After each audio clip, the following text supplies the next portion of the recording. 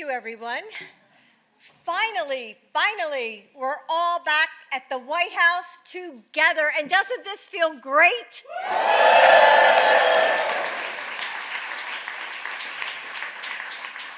Kamala, Doug, Joe, and I are honored to welcome you to this year's White House Pride celebration. And truly, it's so wonderful to be with so many friends. You know, early in the campaign, Doug Chaston and I had the chance to come together for a Pride event. Do you remember that? I do. And it was... Yes. It's in Las Vegas, I remember. So it was late on a warm October night in Las Vegas, and we were all candidates' spouses at the time, but there was an energy in the air that brought us all together, and we had the chance to get to know one another. And we made a promise then that our next Pride celebration would be on the South Lawn of the White House.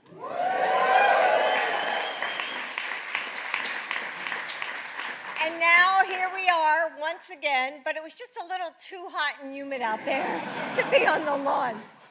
So every year that we gather here in our nation's capital is a reminder of just how far we've come, that we have LGBTQ leaders at some of the highest levels of government.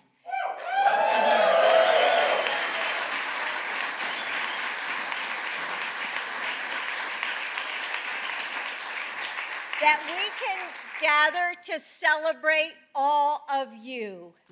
That your president and I are proud to stand with you and fight beside you. But we know that this progress hasn't reached everyone in the same way. We know that in places across the country, like Florida, Texas, or Alabama, rights are under attack. And we know that in small towns and big cities, prejudice and discrimination still lurk. It shouldn't take courage to be yourself. It shouldn't take courage to go to school and walk down the halls as the person you know you are. It shouldn't take courage to hold the hand of the person you love on a bus, to kiss them goodbye on the sidewalk, to share one of the most fundamental and beautiful connections that any one of us can have in this life. It shouldn't, but too often and in too many places, it still does. And in some way, all of you here today have called on that courage. And you've used your voice to say, we will not go back.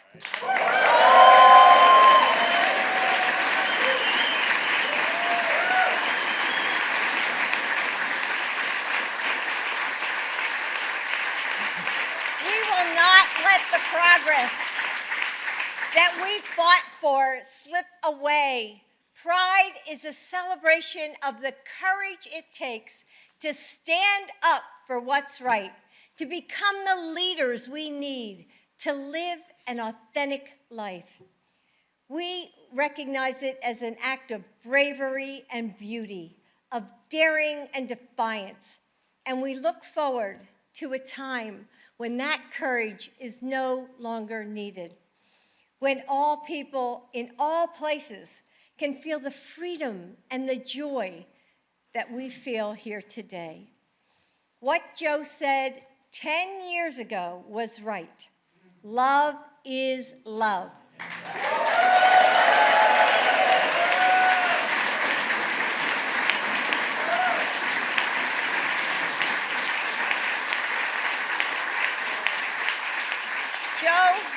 Joe and I are grateful for all of you, and we will never stop working for that future. So now I'm so proud to introduce our next speaker.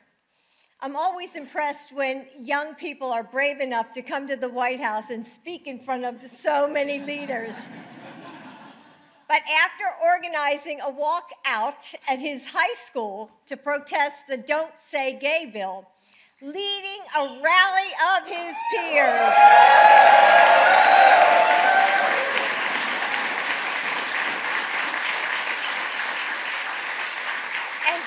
publicly sharing his own story, I'm pretty sure that speaking at today's celebration is nothing he can't handle. Please welcome Javier Gomez.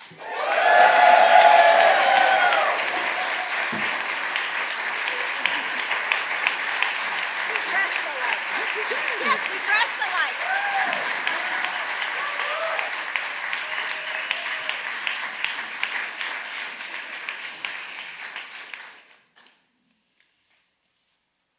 Thank you, Dr. Biden. I'm honored to be with you today, an educator who champions students, as well as with the president, vice president, and second gentleman. My name is Javier Gomez. I use he, him pronouns, and I'm honored to be here with you all today. I'm an 18-year-old, proud, gay, Venezuelan American from Miami, Florida.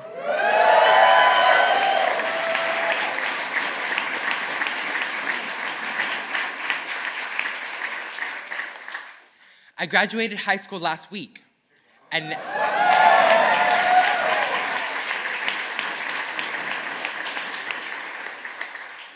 next fall, I will attend the Fashion Institute of Technology in New York City.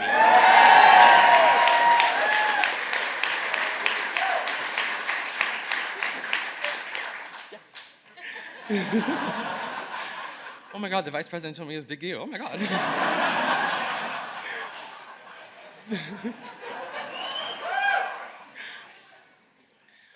When I was 5 years old, I knew I was different. I knew I liked boys, but I didn't know the words for it.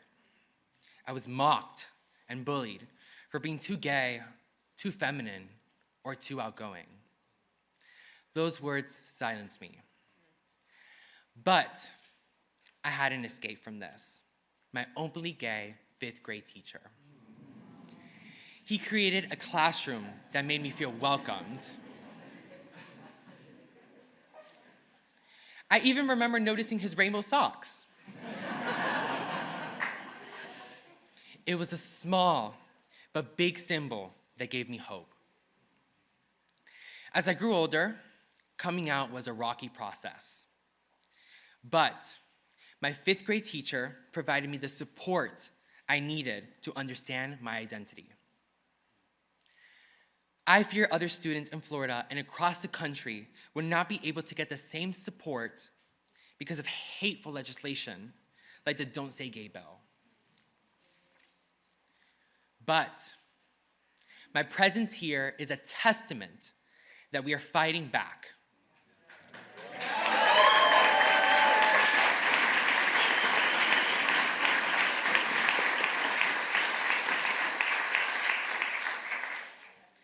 Because our lives are glorious, beautiful, and worthy. We deserve respect and love. And until we have that, we will fight, we will continue to fight for liberation. For months, I've been proud to work side by side with fellow students and allies in the community to fight back against this legislation that seeks to make schools in my state a more dangerous and hostile place to be LGBTQ+. We have traveled endless hours to Tallahassee to advocate and testify against the Don't Say Gay bill. We organized school-wide walkouts and rallies. And we looked into the eyes of those pushing this cruel and dangerous legislation and said, it's okay to be gay. Yeah.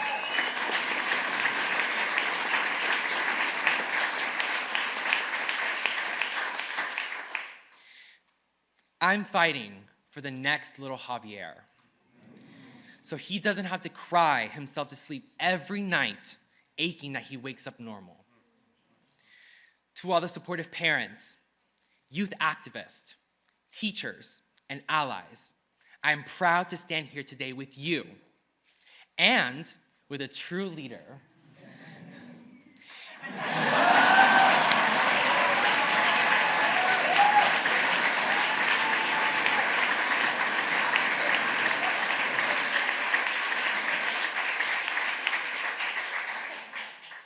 A leader who is not just speaking up for us, but standing up for us with action against these extreme attacks. While the governor of my state has turned his back on young LGBTQ+ people and our families, I'm proud to stand here today with a leader who does have our back.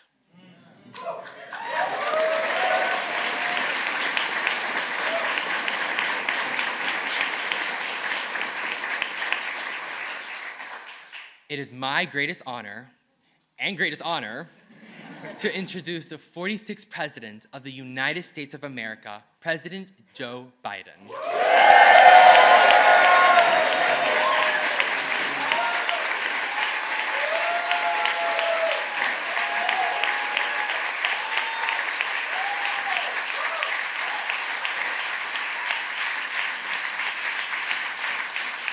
Thank you.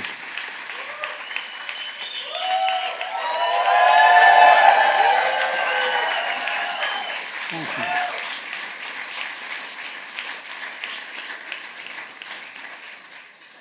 My name is Joe Biden. I'm Joe Biden's husband and Valerie Biden's brother. And let me start off by saying, Javier, when you're president and they say, Joe Biden's out in the waiting room, promise me you won't say Joe who. Okay.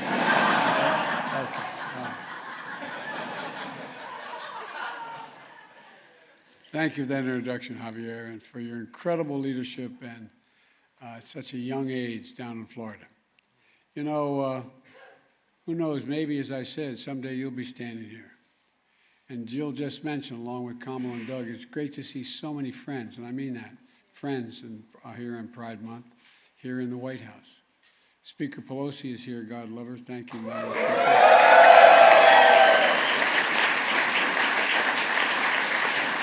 Majority Leader Chuck Schumer from New York.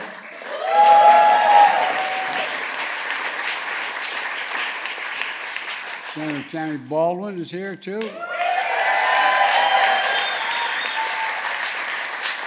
Congressman Dave Cicilline is here.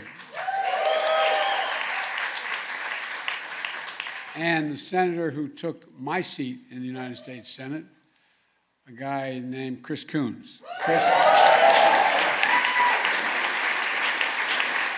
And other members of the Equality Caucus. There are too many other people to mention by name. I shouldn't probably have started, but I want to say I acknowledge Judy and David Shepard, parents of Matthew Shepard.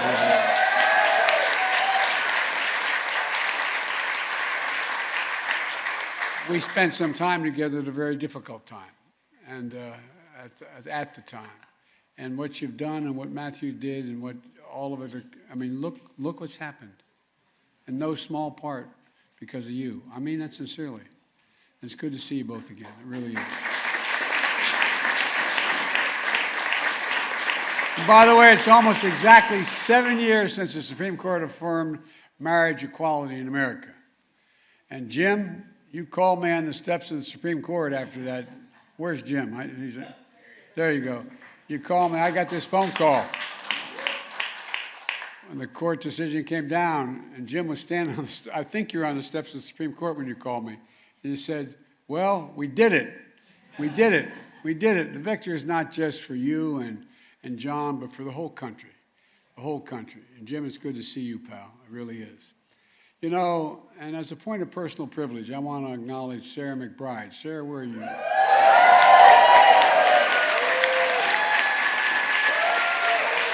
Sarah used to work for our deceased son, Bo, in the Attorney General's office in Delaware. She's the first transgender state senator in history. And when I served as vice president, Sarah was an intern in the White House as well. That's why I kept my office going. And as I said, she also worked for our beloved son, Bo, as the Attorney General, and they passed, anyway, they did a lot. They did a lot together. Sarah, you're wonderful to see you, kiddo. Look, last year we hosted this event, and the message is simple. Pride is back at the White House. It really is. And from day one, From day one, this has been the most pro-equality administration in history, led by guys like Pete Buttigieg.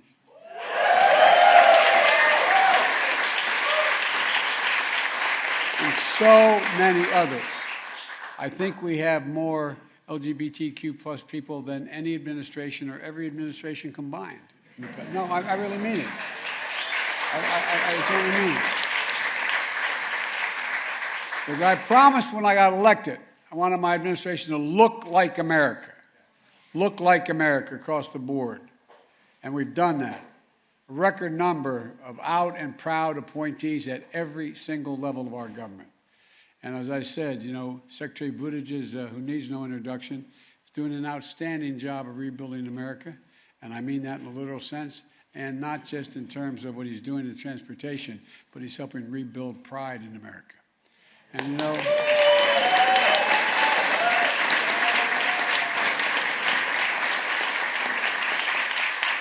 and my public spokesman, Karine Jean-Pierre, is making history at the table.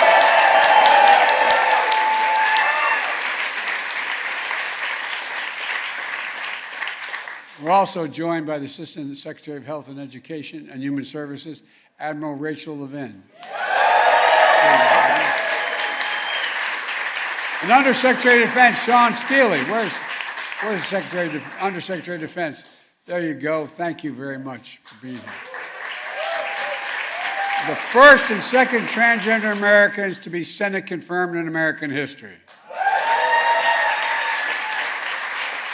Let me say, as Commander-in-Chief, I'm proud to have ended the un-American ban on transgender Americans serving in our military.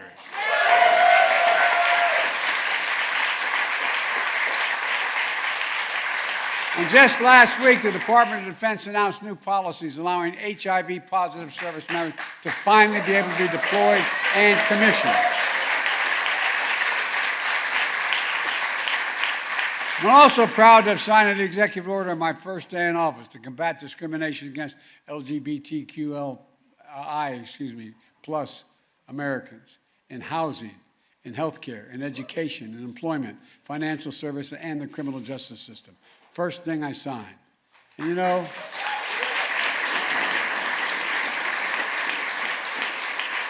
no one knows better than the people in this room we have a lot more work to do. A lot more work to do. I don't have to tell you about the ultra-MAGA agenda attacking families and our freedoms. 300 discriminatory bills introduced in states across this country. In Texas, knocking on front doors to harass and investigate parents who are raising transgender children. In Florida, going after Mickey Mouse, for God's sake. That strike close to home. No, but think about this. All of you in this room know better than anyone that these attacks are real and consequential for real families. For real families. Just look at what happened in Idaho last weekend. 31 white supremacists stopped just before they reached the Pride celebration, where they apparently planned to unleash violence on people gathering peacefully in a show of their pride. I'm grateful for the swift response of law enforcement, and they responded. They responded. Violent attacks on the community, including ongoing attacks on transgender women of color, make our nation less safe because the attacks are more than ever last year, and they're on pace again this year. They're disgusting, and they have to stop. Right now, there are young people sitting in their bedroom, doors closed, silent, scrolling through social media, staring at the ceiling, wondering if they'll ever be loved, ever marry, ever have a family and be accepted by their own family sometimes. Our son started an organization before he died to make sure that people understood what it meant, going all around the country, letting people know, trying to train families, the mothers and fathers, brothers and sisters of LGBTQ plus people, that they have to reach out, embrace, and love their blood, allow them to be themselves, or whether they should even be here on earth, as a lot of folks wonder. I found my friends, some of my gay friends, I've asked them, what was it like as a kid? I can't imagine what it's like. Locking yourself in that room and wondering, just staring at the ceiling, just wondering. And I would note parenthetically that we owe an awful lot to those early folks who had the courage to stand up.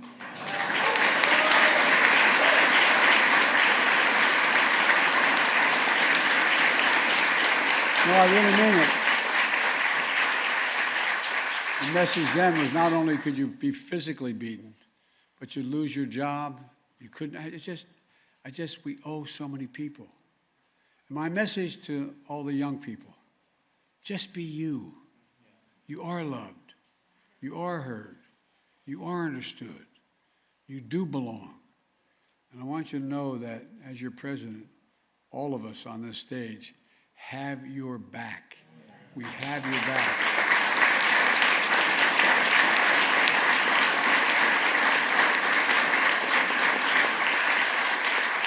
Receive who you are, made in the image of God and deserving dignity, respect, and support.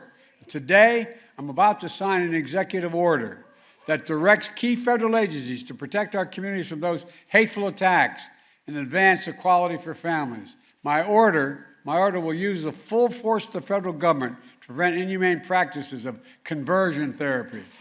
This is the first time the federal government is leading a coordinated response against this dangerous, discredited practice. The executive order will also support mental health for children by addressing bullying and suicide and making our schools safer. Addressing the nation's mental health crisis is a key pillar of the unity agenda I announced in the State of the Union address. My executive order also will take on discrimination that children and parents face in foster care. I'm also going to support older adults so they can age with dignity. And also, there's a lot there that aren't. And we'll also do so much to protect and support our fellow Americans. But Congress has to pass an act as well, and that's the Equality Act.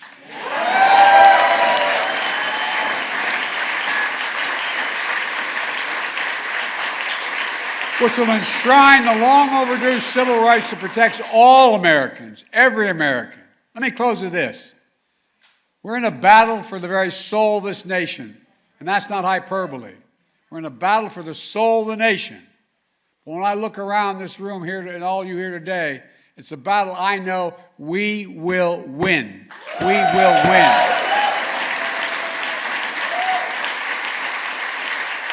And we'll do so on the shoulders of so many people who are no longer with us, but who paved the way for us.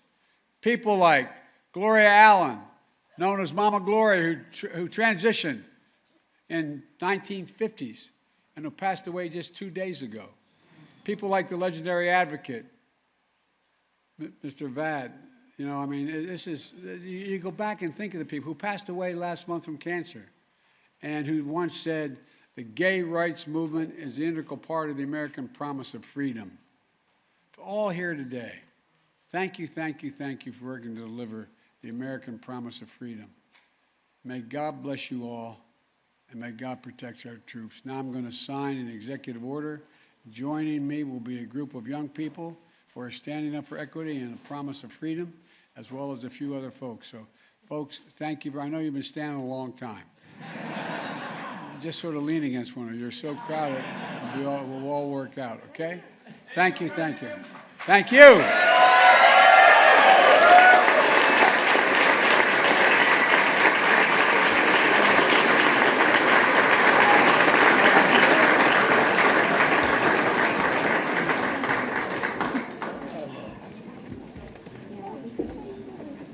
Advancing equality for liberation, for lesbian, gay, bisexual, transgender, queer, and intersex individuals. That's what I'm about to sign.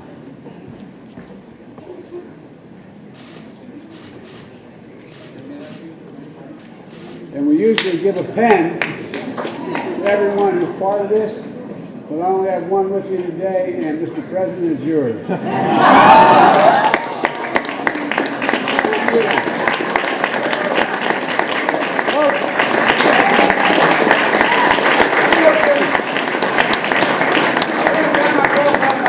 House his name is. He yelled, Joey, keep the faith.